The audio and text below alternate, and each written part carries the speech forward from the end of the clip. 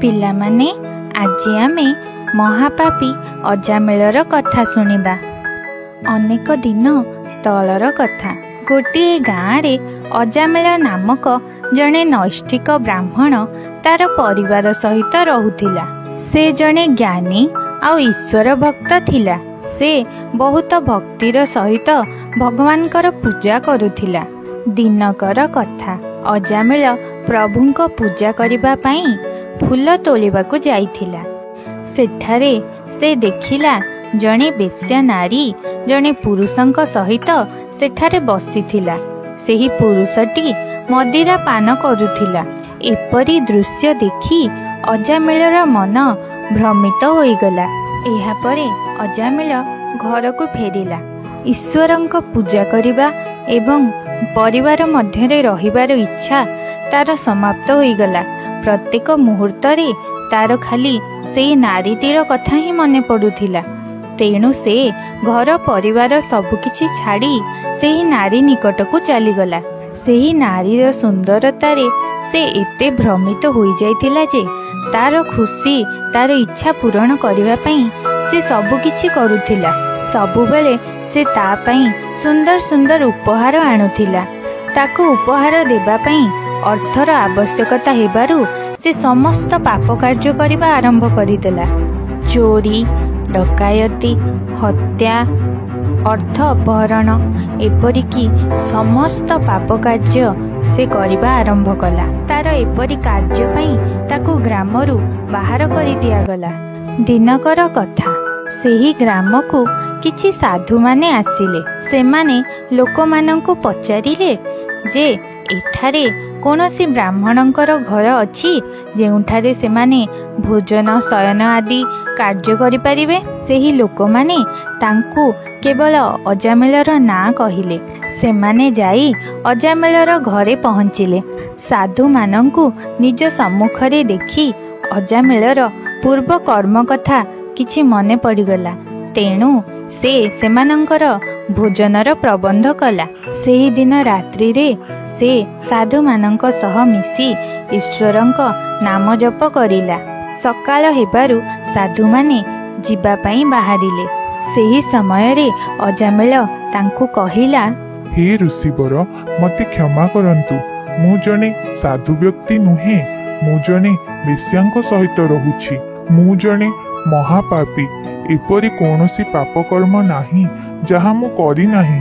ଏ ସମସ୍ତ କଥା ଯଦି ମୁଁ ଆପଣଙ୍କୁ କହିଥାନ୍ତି ତାହେଲେ ଆପଣ ମୋ ଦ୍ୱାରରୁ ଫେରି ଯାଇଥାନ୍ତେ। ତେଣୁ ମୋତେ କ୍ଷମା କରିଦିଅନ୍ତୁ। ଏପରି ସମସ୍ତ କଥା ଶୁଣି ସାଧୁ ମହାତ୍ମା କହିଲେ, ତୁମେ ଏତେ ବଡ଼ କଥା ଆମକୁ ଲୁଚାଇଥିଲ? ଠିକ୍ ଅଛି, ମୁଁ ତୁମ ଘରେ ଅନ୍ନ ଗ୍ରହଣ କରିଛି। ତେଣୁ ମୁଁ ତୁମକୁ କହୁଛି, ତୁମର ଗୋଟିଏ ପୁତ୍ର ସନ୍ତାନ ଜାତ ହେବ।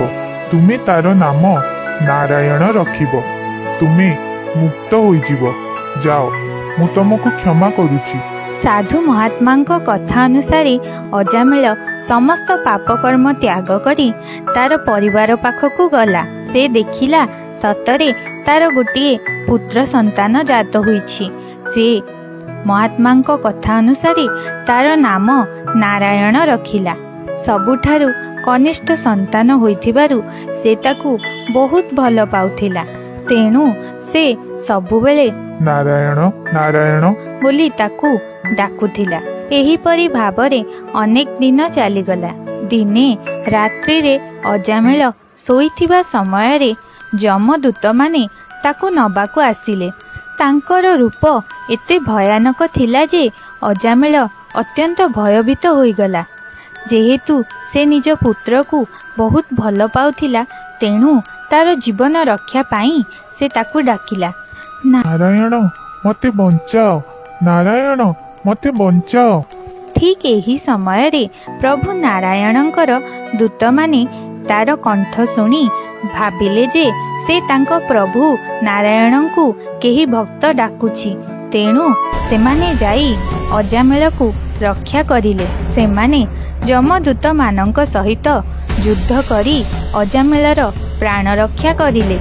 ଏସବୁ ଦେଖି ଏଣ ଭାବିଲା, ମୁଁ କେବଳ ମୋର ପୁତ୍ର ନାରାୟଣକୁ ଡାକୁଥିଲି, ଆଉ ମୋତେ ରକ୍ଷା କରିବା ପାଇଁ ପ୍ରଭୁ ନାରାୟଣଙ୍କର ଦୂତମାନେ ଆସି ପହଞ୍ଚିଗଲେ। ଯଦି ମୁଁ ସତରେ ପ୍ରଭୁ ନାରାୟଣଙ୍କର ଜପ ତପ କରି ତାଙ୍କୁ ଡାକିବି, ସେ କ'ଣ ନିଜେ ମୋତେ ରକ୍ଷା କରିବାକୁ ଆସିବେ? ଏହାପରେ ଅଜାମିଳର ଏକ ବିରାଟ ପରିବର୍ତ୍ତନ ହେଲା। ମହାପାପୀ ଅଜାମିଳ ସବୁ କିଛି ତ୍ୟାଗ କରି ଦ୍ୱାରକାକୁ ଚାଲିଗଲା। ସେଠାରେ ପ୍ରଭୁଙ୍କର ଜପ ତପ କରି ଜୀବନ ବଞ୍ଚିଲା। ଦିନେ ସେ ଗଙ୍ଗା ଘାଟରେ ପ୍ରଭୁ ନାରାୟଣଙ୍କର ସେହି ଦୂତମାନଙ୍କୁ ଦର୍ଶନ କଲା। ସେମାନଙ୍କୁ ସେ ପ୍ରଣାମ ଜଣାଇଲା। ସେହି ସ୍ଥାନରେ ହିଁ ତାର ପ୍ରାଣବାୟୁ ଚାଲିଗଲା।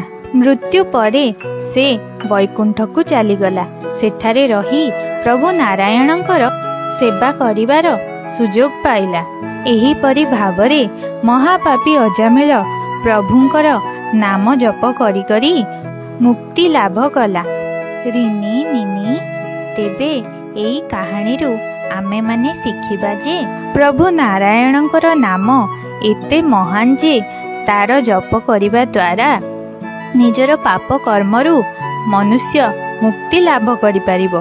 ତେଣୁ ନିଜର ବ୍ୟସ୍ତବହୁଳ ଜୀବନ ମଧ୍ୟରୁ କିଛି ସମୟ ବାହାର କରି ଈଶ୍ୱରଙ୍କର ପ୍ରାର୍ଥନା କରିବା ଆବଶ୍ୟକ। ସାଙ୍ଗମାନେ, ତମେମାନେ ଶୁଣିଲ ତ? କାହାଣୀଟି ଭଲ ଲାଗିଥିଲେ ଭିଡିଓକୁ ଲାଇକ୍ କରିବେ। ଆହୁରି ଏମିତି ଭଲ ଭଲ କାହାଣୀ ଦେଖିବା ପାଇଁ ଚ୍ୟାନେଲକୁ ସବସ୍କ୍ରାଇବ୍ କରିବେ। ଆଉ ହଁ, ବେଲ୍ ଆଇକନକୁ ପ୍ରେସ୍ କରିବାକୁ ଭୁଲନ୍ତୁ ନାହିଁ। କାହାଣୀଟି ପୁରା ଦେଖିଥିବାରୁ ଧନ୍ୟବାଦ। ଜୟ ଜଗନ୍ନାଥ।